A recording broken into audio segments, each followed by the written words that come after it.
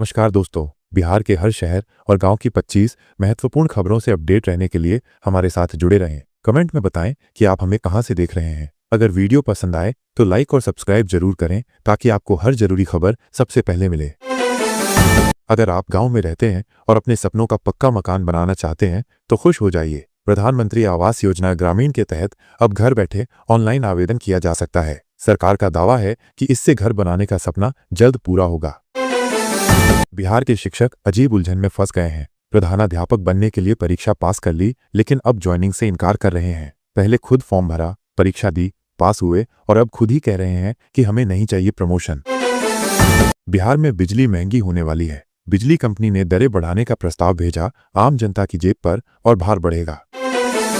किसानों के लिए खुशखबरी। प्रधानमंत्री किसान सम्मान निधि योजना की 19वीं किस्त जल्द उनके खातों में आने वाली है। इस बार सरकार एक और तोहफा देने वाली है, लेकिन ये तोहफा क्या होगा, इसका खुलासा अभी बाकी है। किसान इंतजार कर रहे हैं कि सरकार उनके लिए और क्या नया करने वाली है।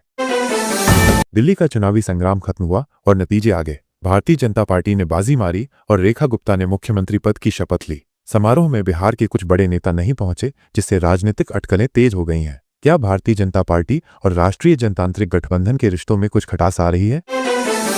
दुखद खबर। पूर्णिया सांसद पप्पू यादव की रिश्तेदार डॉक्टर सोनी यादव समेत 4 लोगों की सड़क हादसे में मौत हो गई। उत्तर प्रदेश के गाजीपुर में उनकी कार खड़े ट्रेलर से टकरा गई। परिवार पर दुखों का पहाड़ टूट पड़ा है। भारतीय जनता पार्टी नेता RK सिंह ने पवन सिंह के चुनाव लड़ने पर बड़ा बयान दिया। कहा कि पार्टी ने गलती की थी, टिकट दिया, फिर हंगामा मचा तो टिकट वापस ले लिया। क्या भोजपुरी स्टार पवन सिंह का राजनीति से पत्ता साफ हो गया है? बिहार के कैमूर जिले के लोगों के लिए राहत की खबर। मुख्यमंत्री नीतीश कुमार ने मेडिकल कॉलेज और अस्पताल खोलने की घोषणा की है। इससे स्थानीय लोगों को इलाज के लिए दूर जाने की जरूरत नहीं होगी। लेकिन सवाल ये है कि ये कॉलेज वाकई खुलेगा या फिर सिर्फ चुनावी वादा ही बनकर रह जाएगा। बिहार में इस साल विधानसभा चुनाव होने वाले हैं और कांग्रेस ने अभी से कमर कस ली है। राहुल गांधी 2 बार बिहार का दौरा कर चुके हैं। सवाल यह है कि क्या इस बार कांग्रेस बिहार में कुछ कर पाएगी या फिर वही पुरानी कहानी दोहराई जाएगी। अब जमीन खरीदने के नियम बदल गए हैं। अगर आपने जमीन खरीदी और रजिस्ट्री करवाई लेकिन कोई गड़बड़ी निकली तो रजिस्ट्री रद्द भी हो सकती है। तो अगर जमीन खरीद रहे हैं तो एक-एक कागज की जांच जरूर कर लें, वरना बाद में पछताना पड़ेगा। जाली नोट के मामले में नेपाल का रहने वाला समझा जा रहा एक शख्स असल में बिहार का निकला। राष्ट्रीय जांच एजेंसी की छापेमारी में पता चला कि मोतिहारी का रहने वाला ये व्यक्ति एक बड़ी कंपनी में काम करता है। अब जांच और भी गहरी हो गई है।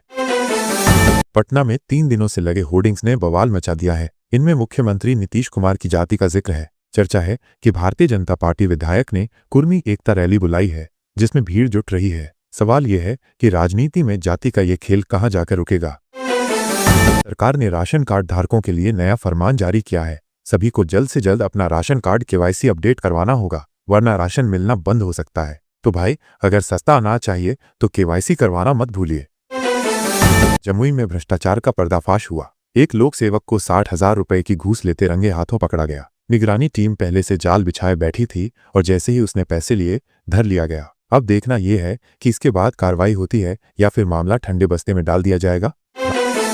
राशन कार्ड से जुड़ा एक और नियम लागू हो गया है। अब जनधन खाता अनिवार्य कर दिया गया है और इसे आधार व मोबाइल नंबर से लिंक करना होगा। डिजिटल लेन देन को पारदर्शी बनाने के लिए सरकार यह कदम उठा रही है, लेकिन लोगों की परेशानी ये है कि जिनके पास जनधन खाता नहीं है वे क्या करें। पूर्णिया एयरपोर्ट के लिए बड़ी खबर। 33 करोड़ 99 लाख रुपए की लागत से नया टर्मिनल बनने जा रहा है। एयरपोर्ट को अगले 30 से 40 साल की जरूरतों को ध्यान में रखते हुए बनाया जा रहा है। सवाल यह है कि आखिर ये सपना हकीकत कब बनेगा। कांग्रेस की नेता अलका लांबा ने बड़ा दावा किया है कि बिहार के अगले मुख्यमंत्री नीतीश कुमार नहीं होंगे। उन्होंने कहा कि राष्ट्रीय जनतांत्रिक गठबंधन को 225 सीटों का दावा करना भारी पड़ेगा और 100 सीटें भी नहीं मिलेंगी। अब ये तो चुनाव ही बताएगा कि उनकी ये भविष्यवाणी सही साबित होती है या नहीं।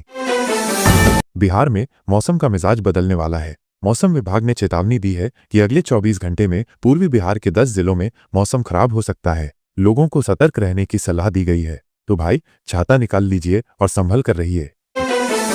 भारतीय जनता पार्टी नेता शाहनवाज हुसैन ने बेगूसराय के लोगों को प्रधानमंत्री नरेंद्र मोदी के स्वागत के लिए भागलपुर आने का न्योता दिया है। इस बीच उन्होंने लालू यादव और तेजस्वी यादव पर जमकर निशाना साधा। अब देखना यह है कि लालू तेजस्वी इस पर क्या जवाब देते हैं।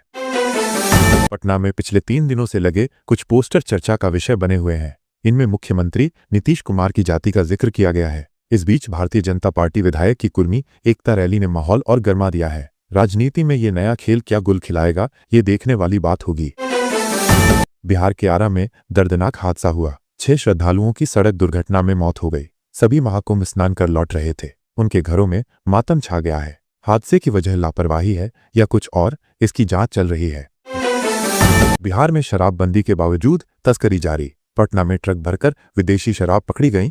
बोतलें आटा चावल की बोरियों में छुपी थीं। सवाल यह है कि शराबबंदी के बावजूद यह धंधा कैसे फल फूल रहा है। मुजफ्फरपुर में दिन दहाड़े अपराध। बाइक सवार बदमाशों ने व्यवसायी को गोली मारकर पैसे लूट लिए। पुलिस बेखबर, लोग दहशत में।